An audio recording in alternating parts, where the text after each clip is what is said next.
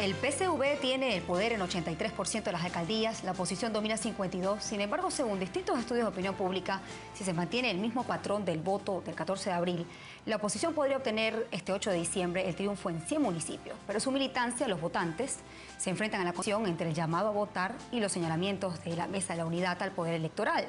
¿Votar o no bajo la sombra de estos hechos? Nosotros no vamos a reconocer un resultado hasta tanto aquí no se cuente cada voto de los venezolanos, uno por uno. Hemos acordado, en el marco de lo permitido en la norma electoral, ampliar la auditoría de verificación ciudadana en su fase 2, que se inició en el día de hoy, para realizar la auditoría sobre el 46% de las cajas de resguardo que no fueron auditadas el día de la elección. Nosotros consideramos que eso es una burla a los venezolanos. Creemos que el Consejo Nacional Electoral, 4 de los 5 rectores, le mintieron al país. Acabamos de consignar ante la Sala Electoral del Tribunal Supremo de Justicia el recurso contencioso electoral contra el proceso electoral que tuvo lugar ahora en el mes de abril de este mismo año. Nosotros, por supuesto, que tenemos que participar en las elecciones municipales, porque el poder local forma parte de los cambios que nosotros tenemos que generar en nuestro país. Muchas personas dirán, ajá, ¿y usted va a ir con ese mismo Consejo Nacional Electoral? Es que precisamente con la participación, con la lucha, es que nosotros podemos vencer los abusos de poder. Participar con todos los gobiernos, estamos listos para hacerlo, sabiendo todas las asimetrías y todas las dificultades, por supuesto, y sabiendo que no validamos absolutamente ninguna trampa cuando lo hacemos.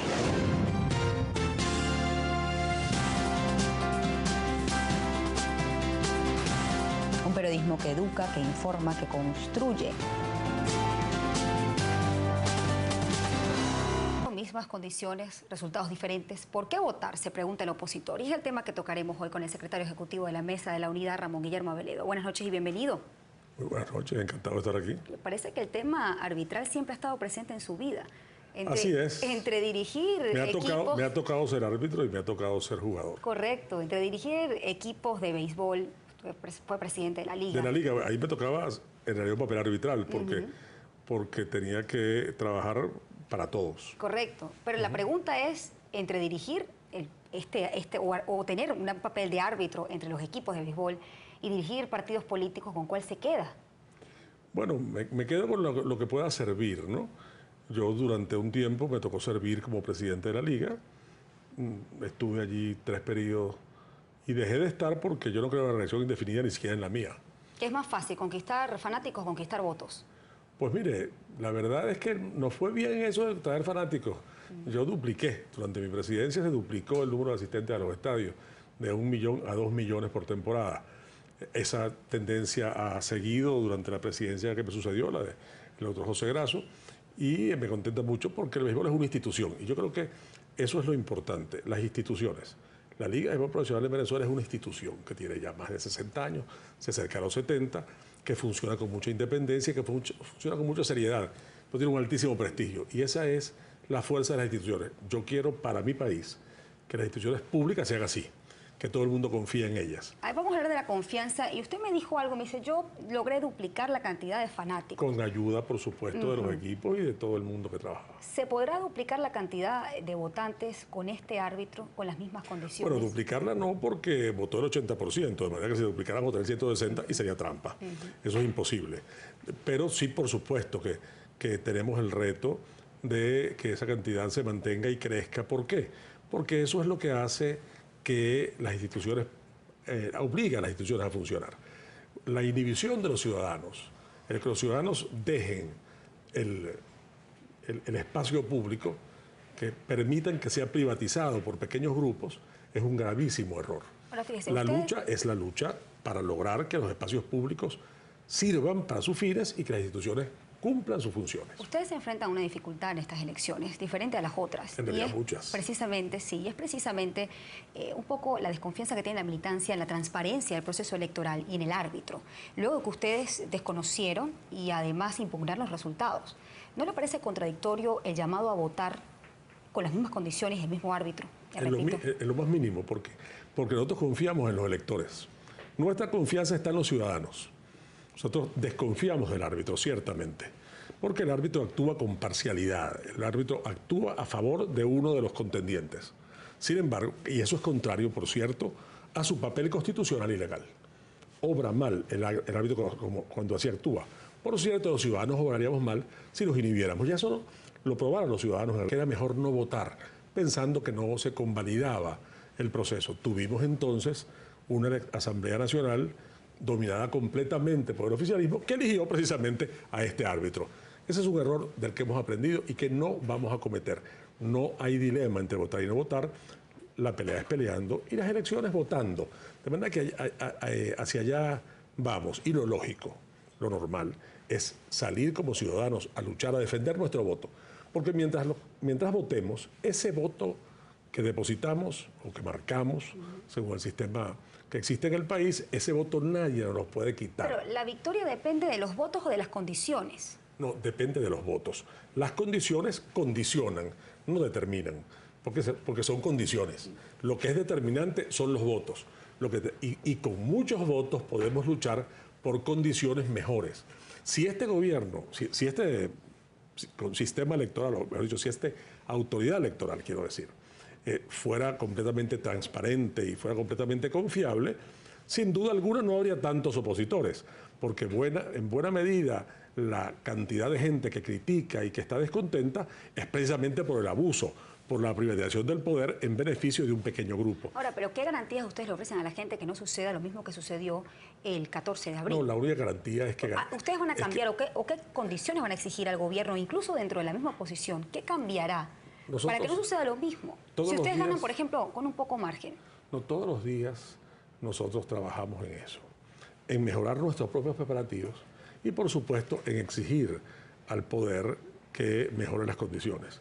Claro, el poder es muy renuente a mejorar las condiciones porque ahora, cuando se siente minoritario, contrariamente a antes, desconfía mucho del pueblo, desconfía mucho del electorado, porque ya vio que el electorado puede cambiar masivamente de opinión, porque contrariamente a la superstición, no hay mayorías eternas, ni hay minorías incurables. En Venezuela se vivió un proceso. Nadie pensaba a comienzos de este año que el resultado de la elección iba a ser ni siquiera el que oficialmente salió. Eso no se lo imaginaba nadie. Recuerde usted que las encuestas decían que la victoria de Maduro era del 22%, del 20%. Nunca hubo cifras más estrechas. Y sin embargo pasó lo que pasó, que obligó al poder a hacer todas esas trapacerías y nosotros que hemos hecho. Nosotros, sin salirnos de la Constitución y de la ley, ocurrimos ante el Consejo Electoral, ocurrimos ante el Tribunal Supremo de Justicia y ahora estamos ocurriendo ante tratados internacionales que Venezuela ha suscrito y que según la Constitución forman parte de la Constitución. Parte de esa lucha constante por reivindicar nuestro derecho y por fortalecerlo, es votar. Porque votar es la herramienta que nosotros, los ciudadanos de a pie, nosotros los civiles tenemos y no podemos renunciar a ella, no podemos regalarla, sería un pésimo negocio. Ustedes sostienen que Enrique Capriles ganó las elecciones. Si ustedes sostienen esto, la pregunta es cómo ustedes van a lograr para que eso se reconozca. Hay varias opciones que se han quizás manejado ante la opinión pública, no sé si dentro de la mesa de la unidad hay distintas líneas o corrientes, pero algunos quisieran proponer la constituyente, otros quisieran el revocatorio, otros, como usted, tengo entendido, según he leído, pues hablan de la participación en la elección municipal no como una forma para legitimar los resultados de lo que fue el 14 de abril, pero sí como forma de participación.